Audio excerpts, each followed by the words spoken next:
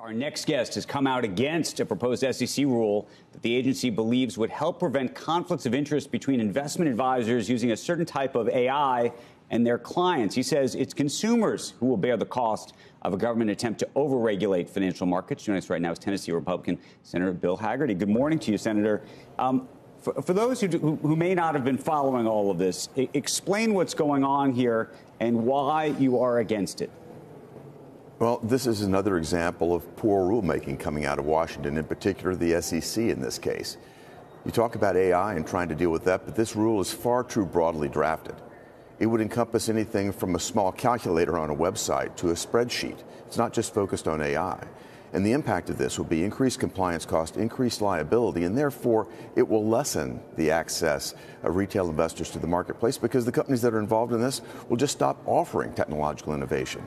Again, far too broad-based. They're using a shotgun to do something that could be more of a rifle shot here. Okay, so to the extent that you believe AI should be regulated in the financial markets, and maybe you don't think so at all, how would you do it? Well, I would do it in a much more targeted and focused manner. Again, the SEC is going to have a very difficult time staying ahead of innovation. Remember, we have broad-based fiduciary laws right now on the books. They should step back and rely on those in the first instance rather than try to anticipate a very rapidly moving technology like AI. You've done a great job earlier in this program talking about the innovations that are taking place and the speed of that innovation. And I think we run afoul of actually limiting accessibility to marketplace, particularly when we talk about retail investors, cutting them out just because the SEC can't get it right. I'd rather see them step back, hands off for a while. Let's see how this evolves. Okay, but let's play this out. Let's say there's an app, and I'm a retail customer. Let's say you're the retail customer, and you go on and you say, give me some advice about buying some equities or how I should think about my portfolio and whatever. It comes back with an answer. Not a human, but the AI is doing this, and it's suggesting that you buy a certain mutual fund. And maybe that mutual fund, by the way, could be owned by the same folks who own the app. So now we have a fiduciary duty issue or conflict, maybe. Who should be responsible for that? That would be precisely the same type of duty were it a human doing this. I presume that what they would have done is digested the manual there for that company as they think about the rules and requirements that they have. The same would apply here. The same fiduciary obligations would apply. And if the company's got a conflict of interest and is offering bad advice that conflicts, then they should be liable for that. I think the rules on the books right now deal with that. But again, the SEC is overreaching. It's almost a nanny state type of perspective where they're trying to reach in and control everything. And the way this rule is drafted, it would actually stifle innovation, stifle retail investors' access to new technologies. And I think it just is far too broad as it's drafted right now. I want to go actually broader with the conversation, if I could, because this issue of regulating AI today is not just in the financial space that the SEC is focused on, but in so many other spaces. As we get closer to the election, folks are talking about how you regulate it in that context. We've been having hearings across the board about AI. Do you believe fundamentally that the government can ever keep up with the innovation technology? We had Will Hurd on yesterday who said he believes ultimately that this stuff is as powerful potentially in the long term as a nuclear bomb, and therefore it needs to desperately be regulated. Look, there are many approaches being discussed right now. I think the problem is that many of my colleagues, and I'll include myself in this, are still in the learning phase. And what I don't want to see happen are bureaucrats that have no market experience come in and try to anticipate where the technology is moving.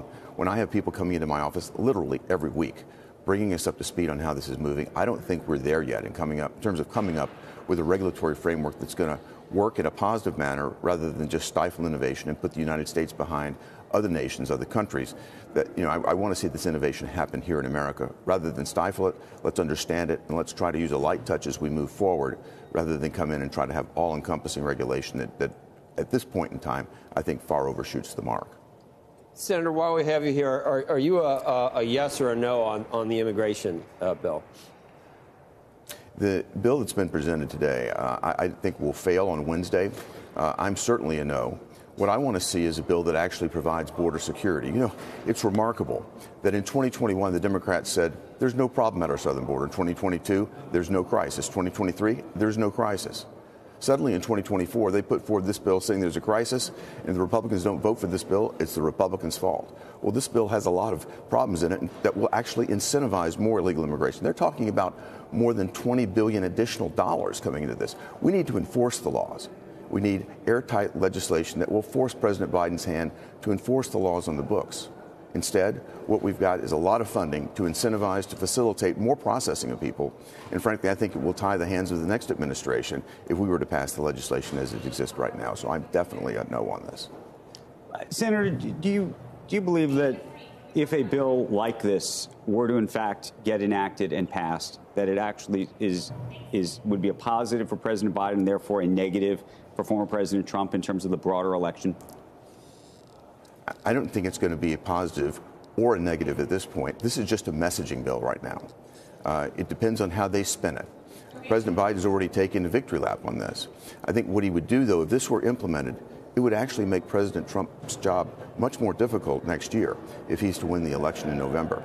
President Trump demonstrated that the executive authority exists today. President Biden came into office in 2021 and via executive order took down Remain in Mexico policies, safe third country policies, policies that were working. Stop building the wall. All of that can be reinstated immediately. What I don't want to see is more capacity and more rapid processing of people and, frankly, more messaging going to the cartels that actually control the southern border and the northern border of Mexico, more messaging going to them that there's just a new path to come in the United States, and here's the way to do it. That's what this legislation, again, is drafted right now would actually accomplish. That's a loss for the American citizen. It's a loss for the United States. And ask the people in New York and Chicago whether there was a crisis in 2020 versus what they're experiencing right now.